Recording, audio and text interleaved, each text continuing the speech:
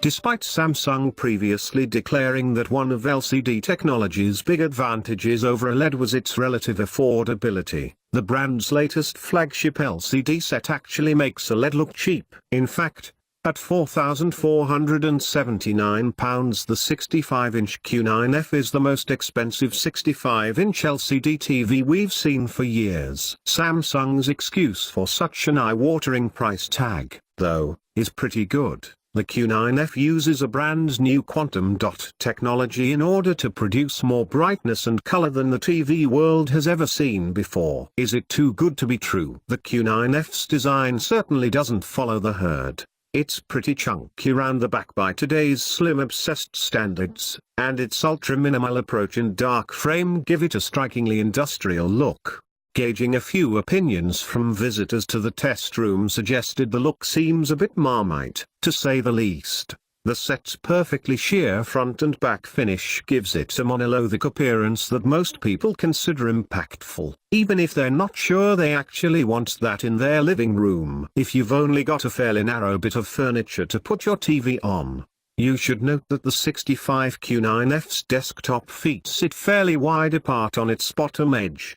The Q9F's most universally applauded design touch is its cable management. Not only does it put all of its connections on an external connections box, but it uses proprietary fiber optic technology to ensure that the single cable that joins the connection box to the TV is so thin and so semi-transparent that you can barely see it.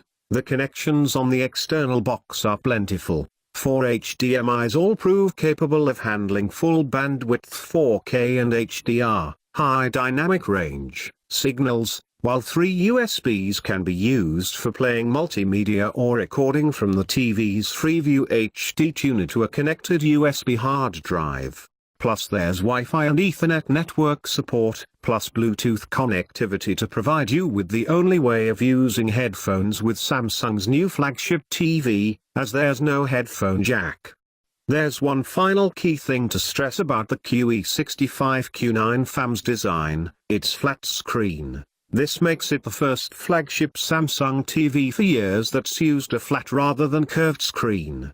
If you're desperate for curved, then there's the Q8C, but that comes with its own issues. This is where the QE65Q9FAM works hardest to justify its hefty price tag, starting with the fact that its QLED LED panel uses a new type of quantum dot technology to boost its brightness and color performance.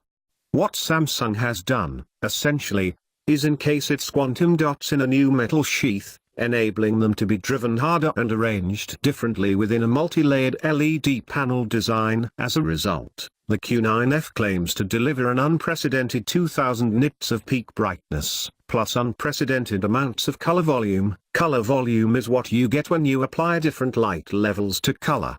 This matters now more than ever before because of high dynamic range picture technology. HDR needs both brightness and, as HDR's expanded luminance range is almost always partnered with expanded color spectrums, wider color support to really shine. The Q9F illuminates its new metal-clad quantum dots using horizontally firing edge LED lighting, with local dimming on hand to ensure that different sectors of the edge-mounted lights can deliver different light levels, according to the needs of the image. While it's good to find the Q9F using horizontal lighting, since this avoids light banding issues in the black bars you get above and below very wide aspect ratio movies, it's still rather surprising that the QE65Q9FAM doesn't use direct LED lighting, where the LEDs sit, usually more effectively, directly behind the screen. That said, Samsung's unique QLED quantum dots are addressed by light quite differently to normal LCD pixels, so maybe the origin of the light doesn't matter so much. Alternatively, maybe Samsung just needed to find a way to put a cap on the set's clearly spiraling costs. Direct backlighting tends to be more expensive than edge lighting.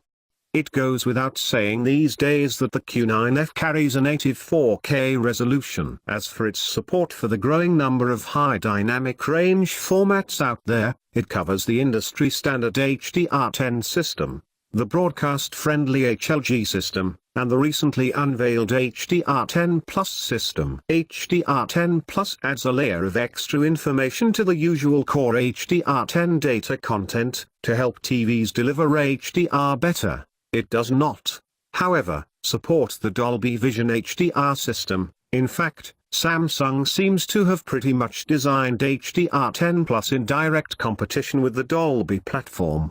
Finally, a word on HDR Plus, which is Samsung's system for upscaling standard dynamic range to HDR. This is the most aggressive such conversion system around in the TV world right now, and as such may well appeal to many users wanting to permanently see their expensive new TV running to the extreme of its abilities. However, while Samsung's HDR conversion system is clever enough to deliver some pretty amazing results at times, it can also exaggerate noise in dark areas, and makes some colors, especially skin tones, look peaky to say the least. Samsung has pursued its own Tizen-based smart TV path for the past few years, resulting in the so-called Eden 2.0 system. Eden 2.0 combines a number of strengths to deliver a satisfying smart experience. Its row of icons along the bottom of the home screen delivers quick access to lots of content without taking up too much screen space. The way a second row of contextual links connects to the selected icon on the bottom row is reminiscent of the best feature of the latest Apple TV menus. The ease with which the icons can be moved around on the home screen makes it highly customizable to suit your particular preferences. Its integrated voice control component is inspired in its simplicity too. Finally, in content terms, it's one of the best systems out there, thanks in particular to its focus on the sort of video-based apps that most users will want to find on their television set. For instance, as well as supporting all of the catch-up apps for the UK's big four terrestrial broadcasters, Eden 2.0 carries Sky's Now TV platform and 4K HDR-capable versions of Netflix, Amazon, and YouTube. It would be handy if the Q9F smart TV service introduced support for either Freeview Play or YouView, like a growing number of rival smart systems now do. Other than that, though, the Q9F is on point. Samsung's flagship TV for 2017 does some extraordinary and unprecedented things to TV picture quality. For starters, its pictures really are the brightest the TV world has ever seen. You can see this as soon as you start watching HDR content on it, but if you'd rather have a number to work with, it delivers a measurable light output. On a standard 10% white HDR window, of more than 1500 nits, rising to nearer 1800 nits over smaller white HDR areas. This enables the 65 Q9F to give unprecedented punch and expression to the bright end of the extended HDR light spectrum. Daylight exteriors thus look more lifelike, and there's more intensity to classic HDR highlights, such as sunlight glinting on metal or artificial light sources. Even better, the Q9F's extreme brightness, together with Samsung's new QLED technology and some clever tone mapping processing, enables it to produce levels of detail and tonal finesse in peak brightness areas that no other TV can match. This is especially true when watching Ultra HD Blu-rays that have been mastered to a 4000 nits brightness level rather than the more common 1000 nits. In truth, though, it seems to give more insight into the brightest areas of pretty much any HDR content. The extreme brightness Samsung has obtained from the Q9F also contributes to arguably its single most eye-catching and potentially popular achievement: uniquely watchable pictures in ambient light. Thanks to the way the brightness is combined with some frankly incredible light filtering technology, you can watch its pictures in really quite bright living rooms without their intensity looking in any way reduced, or their impact being reduced by on-screen reflections. The effect is so striking that it almost looks supernatural at times, and it's a unique and phenomenally useful ability for the legions of households that routinely end up watching TV in sun-drenched or artificially lit environments. The Q9F's extreme brightness also contributes to an unprecedented color volume performance. This has become a key TV consideration with the advent of HDR technology. And this Samsung's prowess produces levels of vibrancy and color insight with some particularly extreme HDR shots that simply haven't been seen before. So far, so very, very good. However, it turns out there's a price to pay for the Q9F's extreme brightness. Backlight inconsistencies. When really bright objects appear at the center of dark backdrops, you can sometimes see horizontal bands of light running across the whole image that roughly match the width of the bright objects. This is a pretty much inevitable result of the combination of edge-mounted LEDs and the local dimming Samsung has used to create the Q9F's pictures. And while the light banding effect is not as distractingly stark as you might have expected given the TV's extreme brightness, it's certainly there. The difficulties of controlling so much brightness with an edge LED lighting system also sometimes impact the set's color presentation. For while colors often look explosively rich, natural and consistent, tones can occasionally become a little bleached in areas where the backlight is having to work especially hard to illuminate a very bright element alongside a rich color.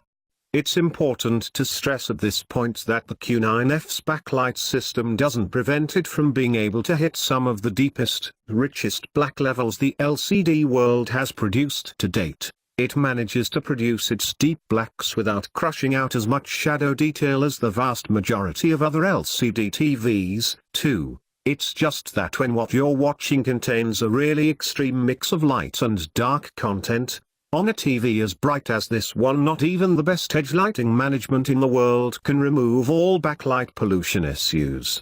It's hard not to wonder what might have been if Samsung had used a direct lighting system for its flagship QLED TV, as it has with previous generations of flagship LEDs. Maybe next year. There are a couple of other Q9F issues you should be aware of before parting with so much cash. 2. First, HDR color blends can sometimes appear rather strippy, despite this TV using a 10-bit panel. Second, the picture loses color and contrast if watched from much of an angle. This isn't unusual for the LCD TV world, by any means. But it's a touch disappointing here in that it was originally claimed last year that Samsung's QLED technology would pretty much solve LCD's traditional viewing angle shortcomings. Interestingly, the light clouding and banding issues seen with HDR pretty much vanish with standard dynamic range viewing. Indeed, the Q9F's performance with SDR and HD sources is great.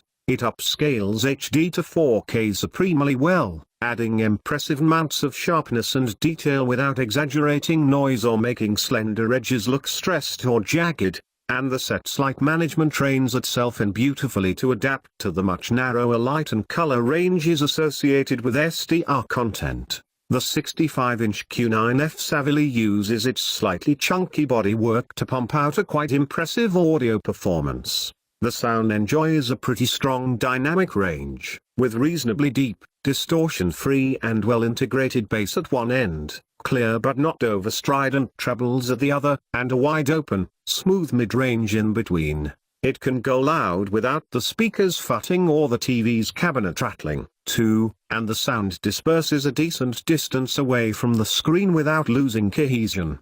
The only issue is that the sound lacks a little of the directness and aggression you get with sets that use forward-firing speakers and/or integrated sound bars.